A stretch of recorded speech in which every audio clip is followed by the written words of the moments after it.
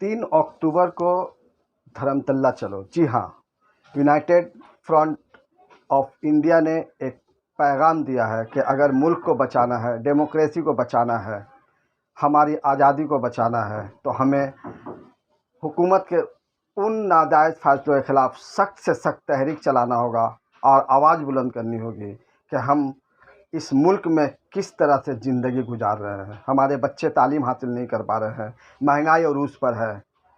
हमें 3 अक्टूबर को धर्मतल्ला जाकर ये आवाज़ दिल्ली तक पहुंचानी है। आज आज़ादी के बाद से लेकर आज तक हमारे हालात कभी नहीं बदले। अभी यहाँ मैं वो चाट खा रहा था, मैंने उनसे पूछा तो वो भी मुझे ये जवाब दिया कि कौन नेता आएगा जाएगा, मैं तो इसी को बेच के खाता हूँ, इसी को बेच के खाऊंगा। हालात क्यों नहीं बदले? क्योंकि हमने मीटिंगों में जाकर ताली बजाना तो सीखा, लेकिन खड़ा होकर सवाल करना नहीं सीखा। अभी बहुत ही फेमस मूवी आई जवान, और उन्होंने समझाया कि लोग सवाल करना शुरू कीजिए। जब कोई आपसे वोट मांगने आए तो आप उससे सवाल कीजिए कि वो आपके बच्चों के लिए क्या करेंगे, आपके इलाके के लिए क्या करेंगे। जरा सा अपने ईरान में झांक कर देखिए कि आपने कभी अभी ये सवाल अपने इलाके के उन पॉलिटिकल लीडरों से किया? आज क्या वजह है? मैं कौन हूं और मैं यहाँ क्यों खड़ा हूं? मैं आज कोई पॉलिटिकल लीडर की हैसियत से तो नहीं आया। मैं आपकी तरह एक आम इंसान, एक सच्चा भारतीय नागरिक, एक सच्चा हिंदुस्तानी की हैसियत से आपके सामने आया और आपको आवाज लगा रहा हूं कि आप लोग आइए, मीटिंग की तरफ आइए, आपसे दो बात कहें। लेकिन हमारे पास वक्त नहीं। मैं मानता हूं कि एक आम इंसान की जिंदगी कितनी जद्दोजहद वाली चल रही है। दिन भर हम लोग मेहनत के साथ, लगन के साथ, बहुत ही मसरूफियत में, बहुत ही तकलीफ में मेहनत से काम करके अपने बच्चों के लिए 2 वक्त की रोटी जुगाड़ करके घर जाते हैं, मुझे पता है। और ऐसे हालात में एक मंच सस्ता है, उस मंच से आवाज दी जाती है कि 3 तारीख को आप लोग रांची राजमोहनी रोड चलिए। कौन जाएगा भाई? मेरा आज का दिन का कमाई का पैसा कौन देगा? आज मैं अपना दुकान बंद करके जाऊंगा तो आज का लॉस कौन देगा? अगर आज का लॉस आपने नहीं सहा तो इतिहास में आपके बच्चों का जो मुस्तकबिल है वो एक अंधेर हिंदुस्तान में जागेगा, जहां पर आवाज उठाने की ताकत नहीं होगी, ये मंच नहीं सजा सकेंगे, हमारे बच्चे अपनी बात नहीं रख सकेंगे, उनका तालीम, उनका खाना, उनका पीना सब कुछ छीन लिया, खड़े नहीं हुए। मेरे मोहतरम बुजुर्गों, दोस्तों, 9 साल की मोदी हुकूमत आने के बाद आप लोग देखिए कि ये तो एक राजनीतिक मंच नहीं है, लेकिन बातें सरकार की क्यों हो रही? क्योंकि आजादी के बाद से लेकर आज तक बहुत सारी सरकारें आई और गई।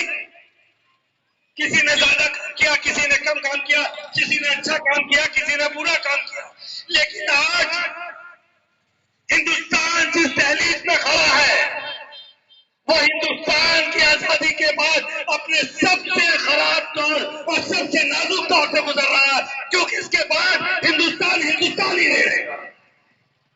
हमारे वजीर आला ने कहा इंडिया नाम हटा देंगे, इंडिया नाम हटा देंगे। कल तक हम गर्व के साथ पूरे दुनिया में जाके कहते थे I am Indian, I am the citizen of India. आज उस इंडिया शब्द को हटाने की बात कर रही है। हमारी पहचान, जो हमारा नोट हुआ करता था, जो हमारी जेब में रहता था, पूरी दुनिया में उस नोट को देखकर हम बदल आते थे, उस नोट को बदल दिया। गरीब और गरीब, अमीर और अमीर होता चला गया। क्या वजह है? क्या वजह है कि आज एक आम इंसान को, मैं, मुद्राबाजी, इकबाल भाई, हम लोग आम इंसान, कोई लीडर नहीं। क्या वजह है कि एक आम इंसान को खड़ा होकर आपसे बात करने की जरूरत पड़ रही है? क्योंकि वक्त आ गया है। ये लड़ाई अब राजनीतिक नहीं है। अगर आप सोचते हैं कि इस लड़ाई को कांग्रेस लड़ेगा, इस लड़ाई को टीएमसी लड़ेगी, इस लड़ाई को ममता बनर्जी लड़ेगी, इस लड़ाई को कांग्रेस लड़ेगा, इस लड़ाई को राहुल गांधी लड़ेगा, इस लड़ाई को केजरीवाल लड़ेगा, तो ये आपकी भूल है।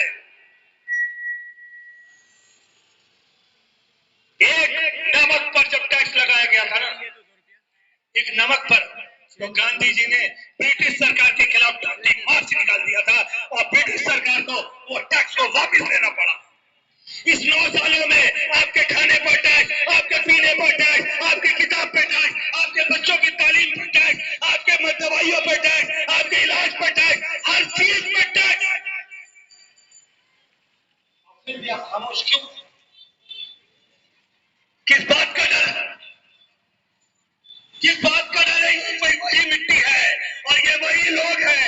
हमारे आबा अफसार ने ऐसी तबाही मचाई कि ब्रिटिश सरकार, जिसका परचम दुनिया में कभी टूटता नहीं था, उसे इस देश को छोड़ के जाना पड़ा था। आज क्या होता है आपको कि एक ऐसी सरकार दिल्ली में आती है जो आपका जीना मुहाल कर देती है। हर कोई परेशान, किसान परेशान, व्यापारी परेशान, स्टूडेंट परेशान, एजुकेशन का लोन लेना पड़ता है। शर्म नहीं आता आपको? गाड़ी पर टैक्स कम है और आपके बच्चों के एजुकेशन के लोन के ऊपर टैक्स ज्यादा। शर्म नहीं आता? और आप खामोश बैठे और आप हिंदू मुसलमान की लड़ाई लड़ रहे। एजुकेशन पे लोन क्या मुसलमानों के लिए लगा है? मुसलमानों पे लगा है? सब पे लगा है। हॉस्पिटल में जब जाते हैं बेड नहीं मिलता, क्या मुसलमानों को बेड नहीं मिलता? हिंदुओं को बेड मिल जाता है। और आपके आपके दरवाजे में जाकर जो आरएसएस और बीएसपी और हिंदू परिषद के लोग जो आपसे दरवाजे में जाकर छुप के मीटिंग करने आते ना, उनसे पूछना। और एक झूठा प्रोपेगेंडा हिंदू राष्ट्र, मैं यहां से आपसे पूछता हूं, हिंदू राष्ट्र का समीकरण क्या है? मैं जानना चाहता हूं। प्रॉब्लम क्या पता है? बीजेपी और नरेंद्र मोदी सोचा छोड़ देता है। आप लोग शुरू हो जाइए, हिंदू राष्ट्र सब मिल गया। हिंदू राष्ट्र होना चाहिए, हिंदू राष्ट्र नहीं होना चाहिए, हिंदू राष्ट्र। अरे पहले बताओ हिंदू राष्ट्र का मतलब क्या? क्या हिंदू राष्ट्र बनने के बाद देश का 84% हिंदू को नौकरी मिल जाएगा? क्या देश का 84% हिंदुओं के बच्चे बड़े बड़े स्कूलों में पढ़ने लगेंगे? क्या दूध की नदियां बहने लगेंगी? क्या हिंदुओं को सबको नौकरी, सबको बिजनेस, सबके खाते में 15-15 लाख रुपए मिल जाएगा? तो बनाओ हिंदू राष्ट्र। मैं कहता हूं, मैं फैसल अली यहां से कहता हूं और हर मुसलमान कहेगा कि बताओ, बनाओ हिंदू राष्ट्र। अगर हर हिंदू को नौकरी दोगे, हर बच्चों को पढ़ाई दोगे, तो हर जगह और बनाओ हिंदू राष्ट्र। हिंदू राष्ट्र का मतलब क्या बताओ तो समझाओ ना। कोई पूछता नहीं। उनके प्रवक्ता से पूछो हिंदू राष्ट्र का मतलब क्या, उसमें क्या क्या चीजें होंगी, कितना हॉस्पिटल बनेगा, सबको नौकरी मिल जाएगा, सारे व्यापारियों का टैक्स छूट हो जाएगा, कोई हिंदुओं को टैक्स नहीं लगेगा, टैक्स फ्री इंडिया हो जाएगा। क्या कुछ तो होगा। एक हवा का बुलबुला लेके आते हैं, हम लोग उस ट्रैप में आकर उस पर डिस्कशन चालू कर देते हैं। अरे भाई पहले समझाओ तो कि नौकरी कहां से लोगे? 2 करोड़ का नौकरी का वादा किया, वो तो पूरा हुआ नहीं 9 साल में। तो सारे हिंदुओं को नौकरी कैसे दोगे? हमें अपने बच्चों को पढ़ाने के लिए लोन लेना पड़ता है। मर्सिडीज खरीदने के लिए 5% का टैक्स और ट्रैक्टर खरीदने के लिए 18% का टैक्स। जरा पूछो उनसे। आज तक इस देश में 10,000 से ज्यादा जो किसान जो अपना आत्महत्या किया वो मुसलमान थे? सिर्फ मुसलमान थे, हिंदू किसान नहीं मरा। अरे शुक्र मनाओ, पंजाब के किसानों का आंदोलन करके दिखा दिया। वरना आज जो अनाज आप खाते हो ना, वो भी इस बाजार से नहीं मिलता। वो भी लाइन लगाकर रिलायंस के, अंबानी, अडानी, मेट्रो के बाजारों के बाहर लाइन लगाकर 100 रुपए, 30 रुपए का सामान 100 रुपए में लेते रहे हो। आप भूखा मर रहे हो अपने बच्चों के साथ। और जिस तरह किसान ने आत्महत्या किया ना, तो ये अपने दलित, पिछड़ा और जितने गरीब वर्ग के लोग हैं, वो लोग अपने घर में फांसी लगा रहे होते हैं पूरे परिवार के साथ। शुक्र मनाओ उन किसानों का, आंदोलन करके दिखा दिया। क्या देश का जमीर मर गया? देश का जमीर मर गया है। 2 दिन पहले हमारा पार्लियामेंट क्या है? पार्लियामेंट हमारा क्या है बताइए? हमारे देश का पार्लियामेंट, हमारे देश का गर्व, हमारे देश का लोकतंत्र का मंदिर लोकतंत्र का मंदिर कहते हैं ना उसको, हमारे संविधान का मंदिर कहते हैं ना उसको।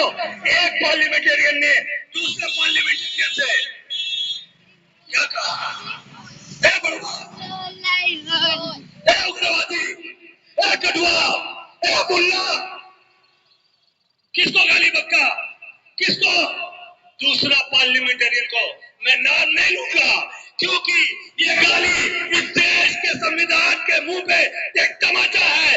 गाली अगर संविधान के मंदिर में दिया गया, गाली अगर लोकतंत्र के मंदिर में दिया गया, गाली अगर हमारे पार्लियामेंट में दिया गया, तो हमारे संविधान को गाली दिया गया, हमारे हिंदुस्तान को गाली दिया गया, हमारे जमीन को गाली दिया गया, हमारे हिंदुस्तान के हर इंसान को जो हिंदुस्तानी कहता है उसके मुंह पे एक तमाचा।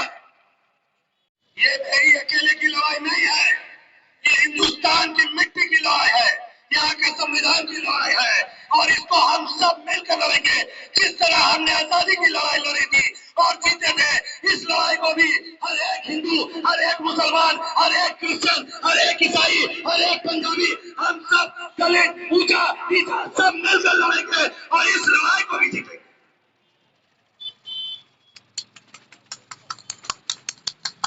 अपने अंदर की जमीर को झांक कर देखिए, क्या आप परेशान नहीं है?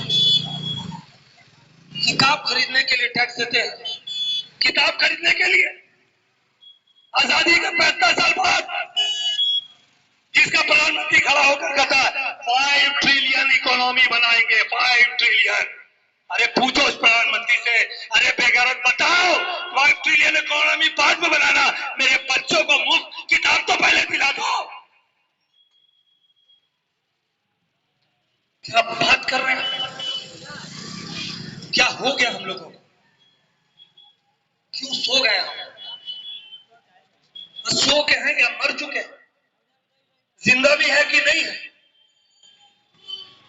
हमारे किताबों पे टैक्स लगाया चुप रहे, हमारे दवाइयों पे टैक्स लगाया चुप रहे, हमारे हॉस्पिटल में टैक्स लगाया चुप रहे, हमारे खाना पीना पे टैक्स लगाया चुप रहे, हमें अनाज में टैक्स लगाया चुप रहे, हम जो पहनते हैं उस पर चुप रहे। और इतना टैक्स देने के बाद हिंदुस्तान का प्रधानमंत्री और हिंदुस्तान का होम मिनिस्टर अमित शाह कहता है कि हिंदुस्तान के लोग बेईमान है, चोर है, सिर्फ 4.5 करोड़ लोग टैक्स देते हैं। पता आपको? बहुत सारे लोगों ने सुना होगा, क्योंकि पब्लिकली मीडिया में कहा था अमित शाह ने कि हिंदुस्तान के लोग वो जो है चोर है, बेईमान है, वो ईमानदारी से टैक्स नहीं देते। कभी जाकर उसके गिरवान पकड़ के पूछो उनसे। मैं आपको बताता हूं, देश का 140 करोड़ हिंदुस्तानी टैक्स देता है। देश की आवाम इतनी मासूम, आपको लगता है कि आप इनकम टैक्स नहीं देते तो आप टैक्स नहीं देते सरकार को? चिप्स दिलाते हैं बच्चे को, टैक्स है उसमें। फिल्म देखते हैं, टैक्स है उसमें। कपड़ा खरीदते हैं, टैक्स है उसमें। सिगरेट पान बीड़ी खाते हैं, टैक्स है उसमें। किस चीज पर टैक्स नहीं? मोदी जी, आप डायरेक्ट टैक्स के बारे में कहकर लोगों को बेवकूफ बना रहे हैं। इनडायरेक्ट टैक्स के नाम पर, तो भी 1 नेशन 1 टैक्स के नाम पर 5% से लेकर 28% का टैक्स कैसे खून की तरह गरीबों के खून को चूस रहे हैं, वो आपने कभी बताया? इलेक्शन आएगा, इलेक्शन सियासी पार्टियां मंच लगाएंगी, आपके सामने मीठी चिपड़ी चुपड़ी बातें करेंगी। कोई हिंदू मुसलमान के नाम पर वोट मांगेगा, कोई फ्री में बांट रहे अनाज के नाम पर वोट मांगेगा और आप जाके दे देंगे। इतना सस्ता तो वोट है, इसीलिए आपकी हालत यह है। संविधान को खड़ा करने का पॉलिटिक्स, अपने आसपास लोगों को पढ़ाने का पॉलिटिक्स, इनके लाइफ को सुधारने का पॉलिटिक्स, इनको नौकरी दिलाने का पॉलिटिक्स, यह पॉलिटिक्स कर रहा है। इन्हीं से चीजों को मद्देनजर रखते हुए एक लोगों ने मिलकर, आम लोगों ने मिलकर एक United forum of vote for India मंच बनाया।